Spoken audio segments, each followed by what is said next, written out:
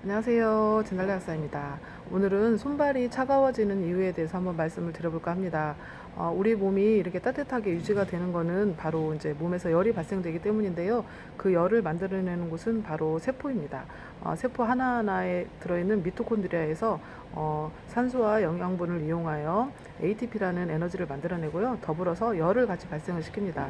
그러면 그 열을 혈액이 이렇게 흡수를 해서 온몸에 이렇게 보일러처럼 돌려주는 역할을 해서 우리 몸이 따뜻하게 유지가 되는데요. 그럼 떤 경우에 이게 손발이 차가워질까요? 첫 번째는 갑상선 기능이 저하되어 있을 때입니다. 갑상선 기능은 우리 몸의 대표적인 에너지 대사를 돕는 기관인데 갑상선 기능이 저하가 돼 있으면 에너지 대사가 잘 안 돼서 에너지가 잘 안 만들어지게 됩니다. 아까 처음에 말씀드린 것처럼 에너지가 만들어지면서 더불어서 열이 발생이 된다고 그랬잖아요. 그게 안 되다 보니까 열 생성이 잘 안 돼서 갑상선 기능 저하증이 있는 분들은 이렇게 추위를 많이 타고 또 손발도 굉장히 차가운 증상을 보통 사람보다 훨씬 느끼게 됩니다.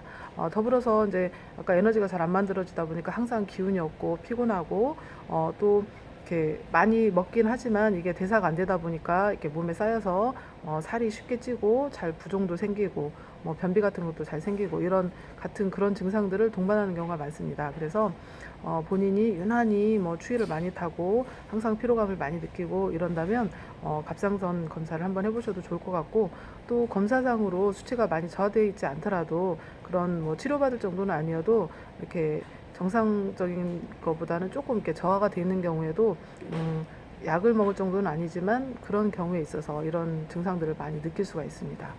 그래서 첫 번째는 갑상선 기능 저하증이 있을 때 손발이 많이 차가울 수가 있고요. 두 번째는 혈어가 있을 때입니다. 아까 세포가 에너지와 열을 발생시키면 혈액이 이렇게 운반해주는 역할을 한다고 그랬잖아요. 그런데 그 운반해주는 혈액량 자체가 적어졌을 때 그거를 이제 혈어라고 하는데, 혈어가 있으면 혈액량 자체가 적다 보니까 이런 손끝, 발끝 같은 이런 말초까지 혈액을 충분히 보내질 못해서 손발이 차가워질 수가 있습니다. 그래서 그런 혈어가 있는 경우에는 혈액이 잘 만들어지게 도움을 주는 뭐 철분이라든가 뭐 엽산, 비타민 B12 아니면은 뭐 단백질 성분들 이런 것들을 같이 보충을 해서 혈액량이 충분히 늘어날 수 있게 도와주는 게 굉장히 중요합니다. 특히 이제 간단하게 말하면 좀 빈혈이 있는 여성, 얼굴이 창백하고 좀 그런 빈혈이 있는 여성들이 손발이 쉽게 차가워질 수가 있는 거고요. 세 번째는 순환이 잘 안 되는 경우, 특히 말초 순환이 잘 안 되는 경우인데요. 특히 이런 말초 모세혈관은 굉장히 좁아서 머리카락보다 좁다 그래요. 그런데 거기에 뭐 이렇게 뭐 혈전 같은 게 하나 생겨서 딱 막혀 있거나 이러면 아예 이제 혈액이 그쪽으로 가지 못하니까 굉장히 손발이 차가워지겠죠. 그래서 순환이 잘 안 되는 경우는 물론 이제 젊은 분들도 해당되시는 분들이 있지만 좀 나이가 드시면서 뭐가 그런 혈전 같은 게 생겨 있다거나 좀 심장 기능이 약해지면서 이렇게 펌프질을 세게 못해줘서 말초까지 잘 보내지 못한다거나 이런 순환에 문제가 있는 분들한테 올 수가 있는데요. 그런 경우에는 이제 말초 혈액순환을 돕는 토코페롤도 도움이 되고요. 그다음에 아까 심장의 힘을 좀 좋아지게 세게 해주는 코엔자임 Q10도 도움이 되고, 또 이제 혈전 같은 게 생겨서 이렇게 막힌 경우가 특히 문제가 될 수 있다고 그랬잖아요. 그런 경우에는 그 나토키나제라는 성분이 좀 혈전을 녹이는 효과가 있습니다. 그래서 저는 좀 연세가 드신 분들이 이렇게 손발이 차가운 걸 호소하시면 좀 나토키나제 성분을 드리고 있습니다. 그렇게 순환이 잘 안 돼서 오는 경우가 세 번째고요. 네 번째는 스트레스를 지속적으로 받을 때입니다.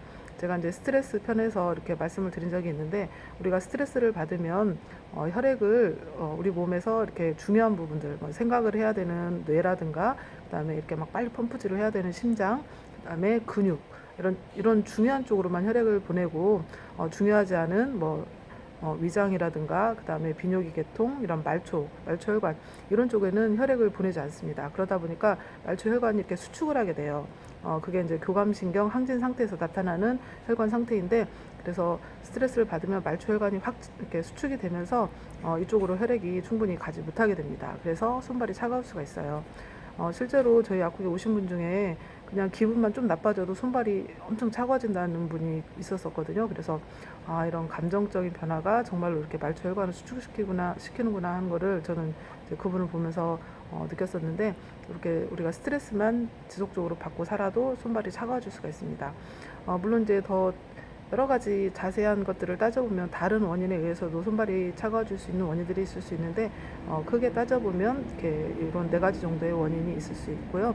아까 제가 말씀드린 그런 방법들로 좀 개선을 해주시면 손발 차가운 게 좋아질 수가 있습니다. 특히 여성분들 같은 경우는 제 생각에 그 혈액이 부족해서 오는 경우가 많으신 것 같고, 좀 연세가 드신 분들은 이런 말초 혈액순환이 안 되면서 오는 경우가 좀 많은 것 같고, 이렇게 남성분이라든가 뭐 스트레스가 많은 직장인들 같은 경우에는 아까 스트레스에 하는 경우가 되게 많으신 것 같아요. 이제 갑상선 저하증은 주로 이제 여성분들에게 많은 경우가 있고요. 네, 그래서 본인에게 이제 손발이 차가우신 분이라면 본인에게 해당되는 게 어떤 건가를 생각을 해보셔서 그 부분으로 이렇게 치료를 해주시면 좋을 것 같습니다. 오늘은 손발이 차가워지는 이유에 대해서 말씀드렸습니다. 감사합니다.